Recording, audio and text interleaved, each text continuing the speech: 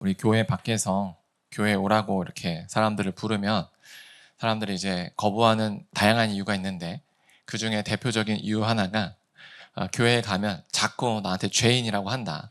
불편한 거죠.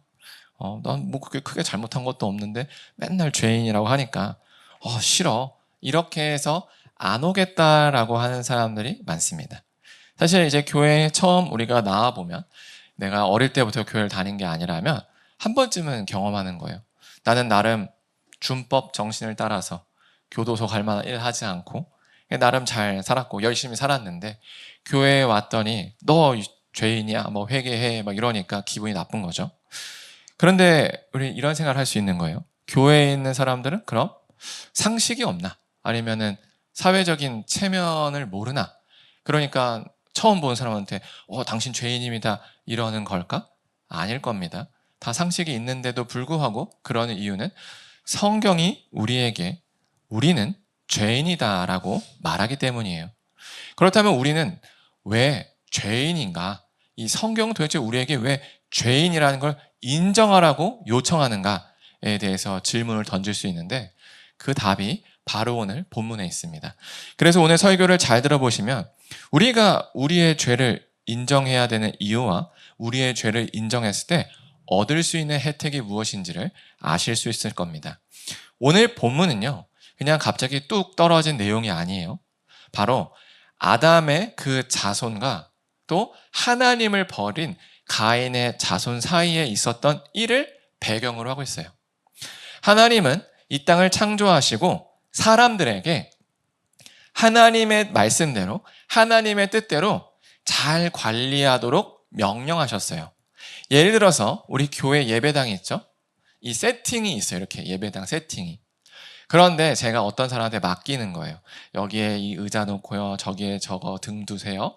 근데 그 사람이 막 자기 마음대로 여기에 등 뒀다가 의자는 저기다 놔뒀다 이러면 몹시 제가 불편할 겁니다. 그와 똑같아요.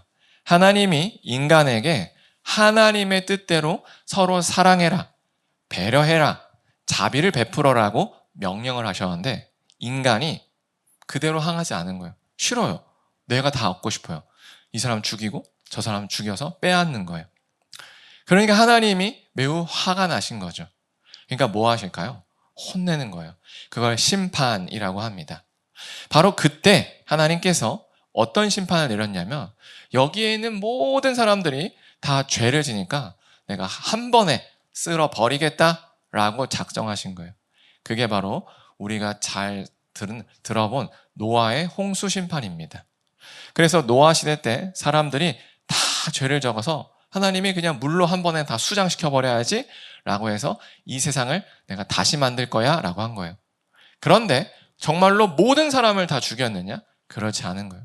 정말로 수천만 명을 한 번에 죽일 수 있는데 그 안에서도 정말로 하나님을 진실히 따른 사람을 찾아내신 거예요. 모래밭에서 모래사장에서 바늘찾기라는 말을 하듯이 하나님은 그 모래사장에서 정말로 바늘을 찾아내세요. 하나님의 구원을 믿는 그 한 사람을 찾아내시는 거예요. 그래서 그 한 사람이 바로 노아입니다. 그리고 9절에서 이렇게 얘기해요. 이것이 노아의 족본이라 노아는 의인이요 당대의 완전한 자라. 이렇게 표현한 거예요. 여기서 족보라는 표현은요. 우리가 아는 정말로 김씨의 낳은 이야기이기도 하지만 여기서 더 정확한 번역은 내력이다라는 거예요. 역사다라는 거예요. 그 말은 뭐냐면 노아가 어떤 인생을 살았는지 보여주는 문장이다라는 표현입니다. 그래서 하나님께서 노아에 대해서 이렇게 소개했어요. 얘들아, 노아가 왜 구원받았는지 알아? 왜 홍수에서 벗어났는지 알아? 이유가 있어. 첫 번째, 그는 의인이야. 두 번째, 완전한 사람이야. 세 번째, 하나님과 동행했어 라는 거예요. 여기서 이 세 가지의 단어, 의인, 완전한 자, 동행이라는 게 다른 단어처럼 보이지만 사실은 같은 의미입니다. 무슨 말이냐면 이거예요. 노아는요, 어느 순간이든 자기의 뜻, 자기의 생각을 따른 게 아니라 하나님의 뜻을 따른 거예요. 예를 들어 볼게요. 3일을 어떤 사람이 굶었다 쳐봅시다. 3일을 굶었어요. 여러분 한번 3일 금식 해보셨나요? 때 되면은 이제 혼미해집니다. 앞이 이제 흐려져요. 그래서 막 정말로 정신이 오락가락하고 막 그래요. 그때 내 눈앞에 누가 꿀 한 수저를 딱 줍니다. 그러면 어떨까요? 당장에 먹고 싶을 거예요. 저 꿀을 내가 입에 넣기만 하면 어지러웠던 생각이 다 사라지고 건강이 회복될 것이라는 게 막 느껴져요. 정말 눈에 아무것도 안 보이고 오직 세상엔 저 꿀 한 수저 이것만 보일 때가 됩니다. 그런데 내 옆을 보니까 나보다 더 힘든 애가 있는 거예요. 얘는 지금 10일 굶었어요. 죽어 있는 거예요. 거의 숨도 못 쉴 상황이에요. 그러면 이제 우리의 생각은 어때요? 저거 먹어야 돼. 한 수저? 뭐 부족하잖아요. 우리도 10수저는 먹어야 되는데 한 수저밖에 없는 거예요. 그러면 얘는 지금 어때요? 얘 도와줘야겠죠. 근데 우리의 본능은 뭐예요? 먹자. 근데 하나님의 뜻은 뭐예요? 줘라예요. 이게 이제 곤란한 상황인 거죠. 바로 이때 노아는 주었다라는 거예요. 그렇기 때문에 하나님이 함께 늘 생활했다라고 해서 동행했다라고 얘기한 거예요. 늘 하나님의 뜻을 따라 선택을 했다는 거예요. 내가 원하는 욕구를 따라 선택한 게 아니라 하나님이 원하시는 대로 선택했다는 거예요. 그러다 보니 어떻게 돼요? 틀린 적이 없다는 거예요. 우리는 우리 뜻대로 선택하면 틀려요. 근데 하나님의 뜻대로 선택하면 옳아요. 그래서 노아는 늘 옳았다라고 해서 완전한 자다라고 표현한 겁니다. 그리고 똑같이 하나님의 뜻에서 벗어나면 죄인이에요. 근데 늘 하나님의 뜻을 선택하면 의로운 길을 간 거죠. 그래서 노아는 늘 하나님의 뜻을 따라 선택했기에 의인이다라고 얘기한 겁니다. 여기서 우리가 주의해야 할 점은 이겁니다. 노아 대단하네. 어떻게 했지?가 아니에요. 노아가 대단한 게 아니라 하나님이 노아를 구원하기 위해서 노아에게 그런 마음을 준 겁니다. 그리고 그 마음이 무엇이냐? 이거예요. 내가 3일 굶어서 지금 배고프지만 저 꿀을 먹고 싶지만 하나님의 뜻을 따라서 이 10일 굶은 친구에게 주면 나는 아무것도 없어가 아니라 반드시 하나님이 나의 부족한 거를 채우실 거야 라는 믿음이에요. 내가 하나님의 뜻대로 손해보면 하나님이 나의 부족한 걸 채울 거야 라는 믿음을 가졌던 겁니다. 그래서 어느 순간이든 자기가 손해를 볼지언정 하나님의 뜻을 선택할 수 있었던 거예요. 그런데 이 노아가 아들을 낳았는데 셈, 함, 야벳을 낳았대요. 이 표현만 보면 그냥 3명의 아들을 낳았다라고 알지만 오늘 본문 이전의 내용을 보면은 사실은 더 드라마틱한 내용이 있어요. 이 셈, 함, 야벳을 언제 다 낳았느냐? 500살에 낳았대요. 그건 이제 노아가 이제 불임이 계속 되다가 500살에 낳았다는 의미가 아니라 사실 그 전에도 계속 자녀를 낳았는데 그 자녀들이 하나님의 말씀대로 따르기를 거부했다는 거예요. 왜일까요? 우리 주변에 있는 사람들이 다 하나님 말씀을 거부했기 때문에 그래요. 마치 이런 거예요. 얘도 살인을 저지르고 쟤도 살인을 저지르고 살인을 저지르는 게 보통이라고 해봅시다. 그러면 나는 제 주먹으로 눈을 그냥 때리는 게 그렇게 심한 죄라고 느껴지지 않은 거예요. 이해가 되시죠? 그런 시대에 살다 보니까 심지어 노아도 아무리 자녀에게 하나님이 너를 구원할 거야 그러니까 참으라 해도 자녀들이 다 거부한 거예요. 그러다가 남은 자녀가 3자녀라는 거예요. 셈, 함, 야벳. 이 3자녀가 500년 만에 낳고 낳았는데 500년 만에 겨우 하나님을 따르는 그렇게 타락한 시대에 노아가 살았다는 얘기예요. 이건 우리에게 무엇을 알려주느냐? 이겁니다. 이처럼 노아가 타락한 세대의 이 세상 가운데서도 하나님의 뜻대로 선택했다는 거예요. 무엇을 탓하지 않고 환경과 사람 탓을 하지 않고 선택했다는 겁니다. 그래서 노아가 하나님과 동행했다고 하는 거예요. 그리고 그 동행은 노아의 실력이 아니라 하나님이 주신 믿음, 은혜로 가능했다는 겁니다. 그래서 우리가 오늘 이 노아의 모습을 통해서 과연 나는 하나님의 뜻을 선택하고 순종하는 과정을 어떤 기준으로 하고 있었는지를 돌아봐야 돼요. 정말로 하나님의 말씀을 기준으로 선택해 가려고 했는지, 아니면 내 주변 상황을 보면서 합리화하고 있었는지를 점검해야 되는 거죠. 나만 이런 게 아니잖아요. 뭐 이런 것들. 이런 상황에서는 어쩔 수 없잖아요.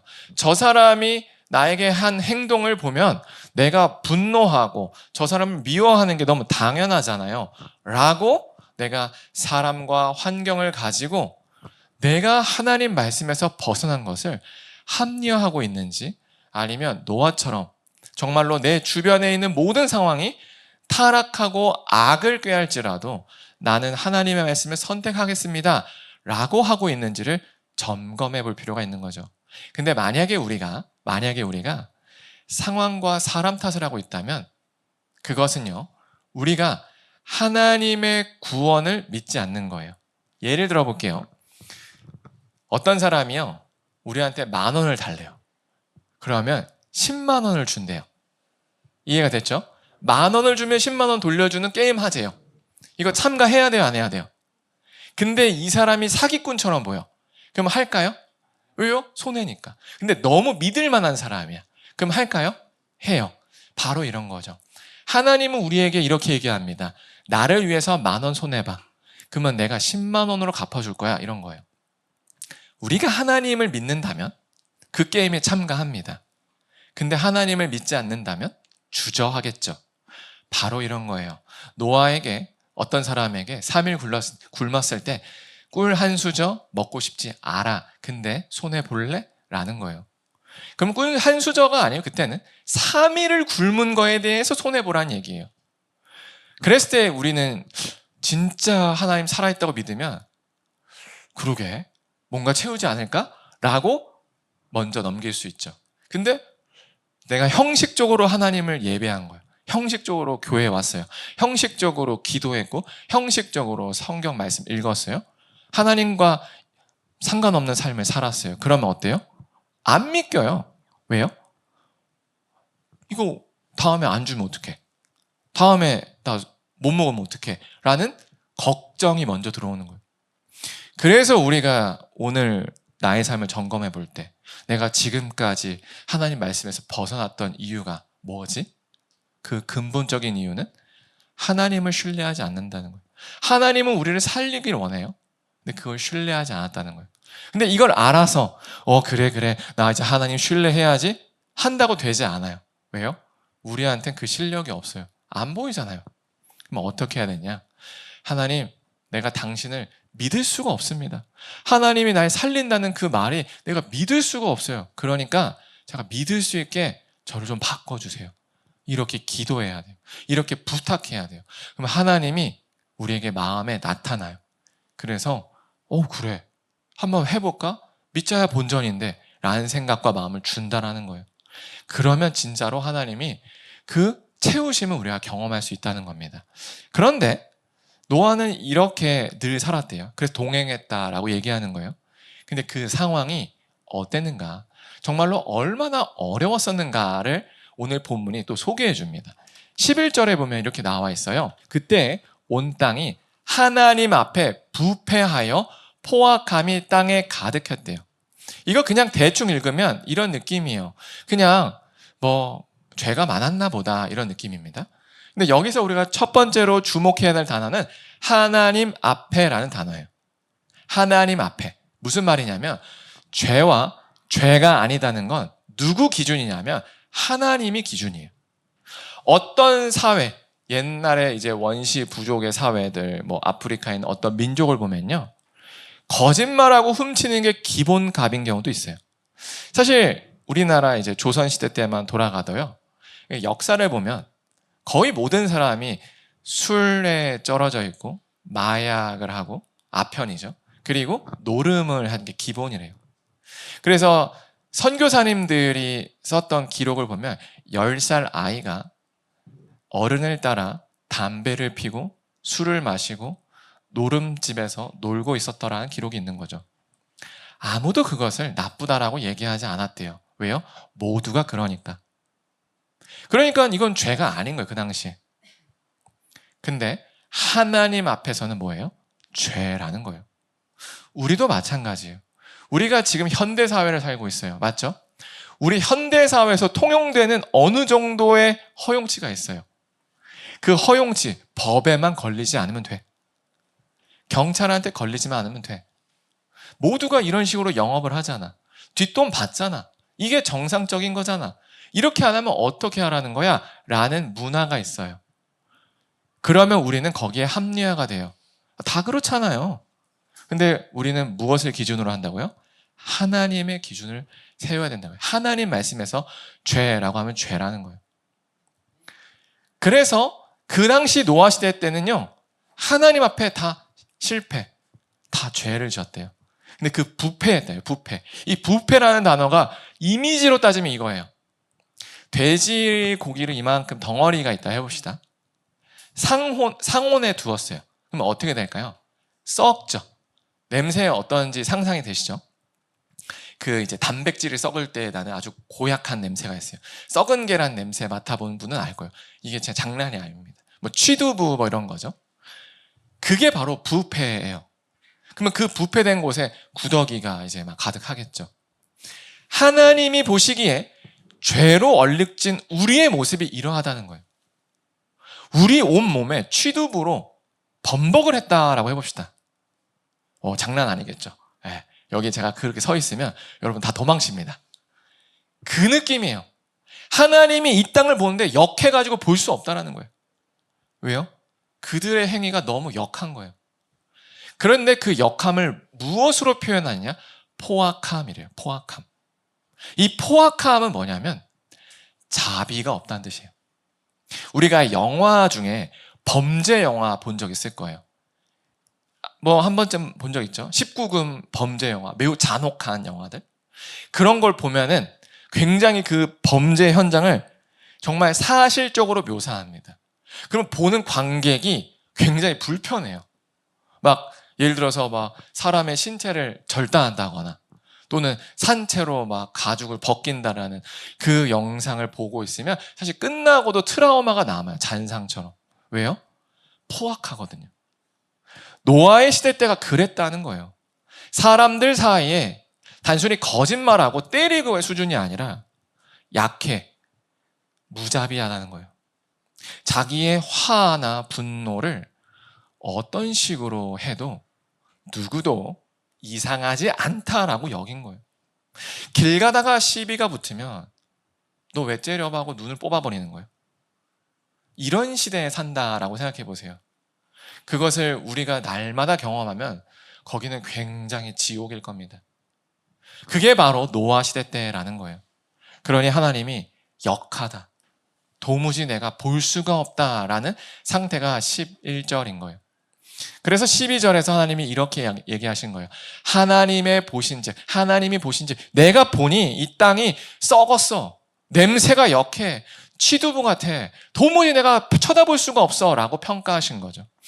이는 땅에서 모든 혈육 있는 자가, 살아있는 사람들이 그 행위가 정말로 역하게 죄를 향하여 어떠한 사랑과 자비도 없이 서로의 그 정욕을 채우러 다녔다라는 겁니다. 이게 바로 노아 시대 때라는 거예요. 이것처럼요, 죄와 죄가 아니다는 건 그 당시에 통용되는 문화가 결정하는 게 아니에요. 그 당시에 법이 결정하는 게 아니에요. 하나님이 결정하시는 거예요. 그래서 하나님을 떠난 곳은요, 선한 게 없습니다. 하나님을 떠난 사람은 선한 길을 갈 수 없어요. 근데 놀라운 사실이 있습니다. 길거리에서 예수님을 전하면요, 다들 세상에 천사가 없어요. 본인들은 다 죄가 없대요. 네, 나같이 선량한 사람이 없대요. 그러면서 왜 제가 죄인이냐고 반문하죠. 왜요? 그 사람들의 기준은 뭐예요? 자기 옆에 있는 사람이에요. 내 옆에 있는 사람 중에 최악, 나 쟤보다 거짓말 덜 했어요. 제가 쟤보다 덜 훔쳤어요. 제가 쟤보다는 더 자비를 베풀었어요. 라는 상대적인 기준으로 자기를 봅니다. 내가 쟤보다 범죄 덜 했어요. 그러니까 저 착해요. 저 죄가 없어요. 라고 얘기하는 거죠. 그러나 이 세상은 하나님이 창조했고 죄가 있다 없다의 기준은 바로 하나님입니다. 그래서 하나님 보시기에 죄가 있으면 죄가 있는 거고 죄가 없으면 죄가 없는 거예요. 근데 아마도 이 이야기를 들으면서 마음이 편치만은 않습니다.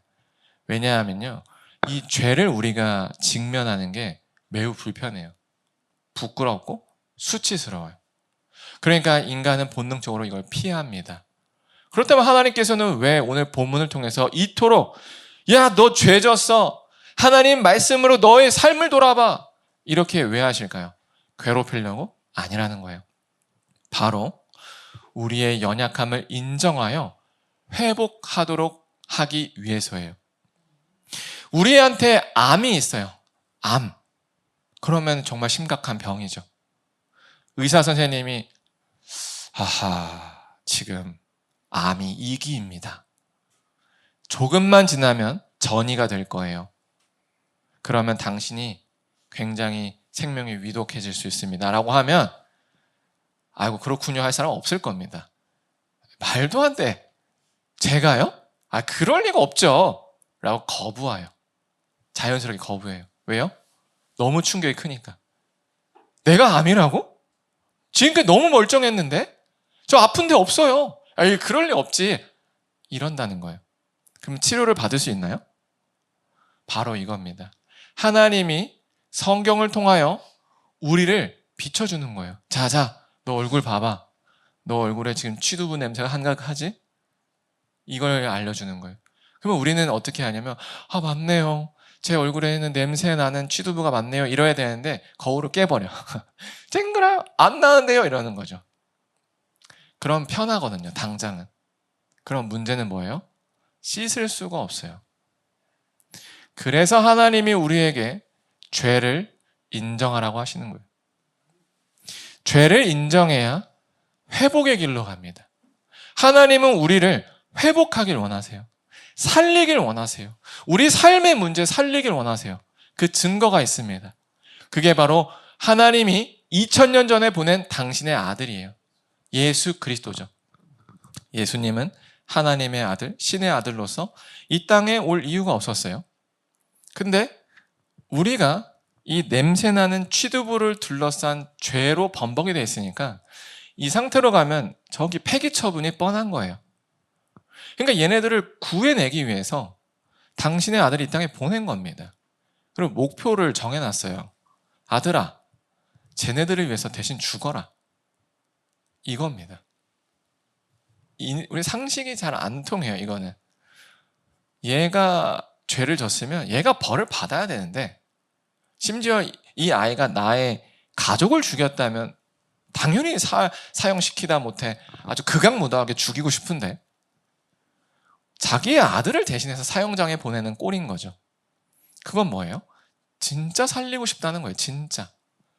하나님은 2000년 전에 자기 아들을 죽이면서까지 우리를 살리고자 한 거예요. 그래서 우리는 그 소식을 듣고 믿어서 이 자리에 있는 거고, 그래서 이제 그 하나님을 바라보는 거예요. 그러면 이제 우리는 두 가지 선택권이 있어요. 하나, 아니요, 제가 제 힘으로 한번 살아볼래요. 제가 지금처럼 한 대로 제가 한번 살아볼래요 하는 선택권이 있고, 하나는 맞아요, 저 지금까지 제 인생 말아먹었습니다. 인정하는 거예요. 제발 도와주세요. 제발 살려주세요라고 요청하는 거예요. 하나님이 우리한테 죄를 인정하라고 하는 이유는 내가 너 살린다 이거예요. 그러니까 내 손 잡아 이거예요. 내 손 잡으면 내가 너 살릴게요. 근데 그러려면은 뭘 인정해야 돼요? 나 망했어요. 인정해야 되는 거예요. 나 망했어요. 그래야 이걸 잡을 수 있어요. 근데 저 아직 살만한데요? 저 아직 괜찮은데요? 이러면 절대 못 잡아요. 그래서 하나님께서 우리에게 죄를 인정하라, 너의 죄가 크다라고 하는 건 우리를 정말로 발가벗겨가지고 사람들 앞에 조롱당하고 수치스럽게 하려는 게 아니라 반대입니다. 살리려고입니다. 그래서 오늘 우리가 이걸 잘 기억해야 돼요. 그렇구나. 내가 오늘 지금 나의 삶을 점검해 보았을 때 내가 진실로 하나님을 많이 떠나 있었구나. 내가 사람 탓, 환경 탓, 별별 이유를 대면서 내가 하나님 말씀을 벗어날 수 밖에 없습니다라고 합리화하고 있었는지를 점검해 봐야 돼요. 그것은 내 상황이 문제가 아닙니다. 나를 둘러싼 사람이 문제가 아니에요. 나를 구원할 그 하나님을 못 믿은 겁니다. 이게 죄예요. 하나님이 내가 널 구원하겠다, 내 손 잡아라 라고 하는데 그 손 뿌리치면서 아니요, 저는 제 힘으로 살 거예요. 한 게 죄라는 거예요. 그거를 우리가 직면하라는 거예요. 그래서 맞네요. 저 사실 그래서 너무 힘들었어요. 그래서 하나님 이제 저 살고 싶어요. 자, 살려주세요. 이러라는 게 오늘 본문을 통하여 우리에게 하시는 말씀이에요. 오늘 이 자리에 모인 우리는 어쩌면 우리가 예상하지 못한 삶에 껴있을 수 있어요. 내가 이렇게 하면 잘 살겠지, 이렇게 하면 행복하겠지 라고 우리 나름대로 열심히 살았어요. 근데 마치 주식의 하락장처럼 내가 원하지 않은데 그냥 거기에 딸려서 넘어질 수 있는 거예요. 난 진짜 열심히 했고 살아보려고 했는데 무너져 내려간 겁니다. 한동안은 버틸만 했어요. 근데 이제 너무 떨어져서요, 내 힘으로 올라올 수 있다는 소망이 안 느껴질 수 있습니다. 그때 무엇을 인정하라고 하냐면, 하나님, 제가 제 힘으로 살다가 여기까지 망가졌네요. 이거 인정하라는 거예요. 인정해야 하나님 도와주세요가 나와요. 인정 안 하면 뭐예요? 버텨볼래요? 이렇게 됩니다. 하나님은 오늘 우리에게 이렇게 얘기해요. 내가 너를 구하겠다. 네가 어떤 상황에 있던 내가 너를 구하겠다라고 말씀하는 거예요. 우리의 선택은 딱 하나입니다. 그 제안을 잡을지 말지예요. 하나님은 우리를 진실히 살리길 원하세요. 그래서 당신의 아들마저 죽이셨습니다. 그래서 우리가 이 사실을 오늘 깊이 새겨서, 맞습니다 하나님, 부끄럽지만 저의 죄 인정합니다. 부끄럽지만 제 힘으로 살았습니다. 그러니 하나님, 나 살려주세요. 나 솔직히 지금 상황 감당이 안 됩니다. 그랬을 때 진실로 하나님이 우리를 살려주는 걸 우리 모두가 경험했으면 좋겠습니다. 그래서 오늘 이 시간 찬양하고 기도할 때 이렇게 기도했으면 좋겠어요. 하나님께 우리의 죄와 연약함을 인정하고 회복하게 해달라고 기도하여서 타락해가는 세상에서 우리가 빛과 소금처럼 살아갈 수 있게 해달라고 기도했으면 좋겠습니다.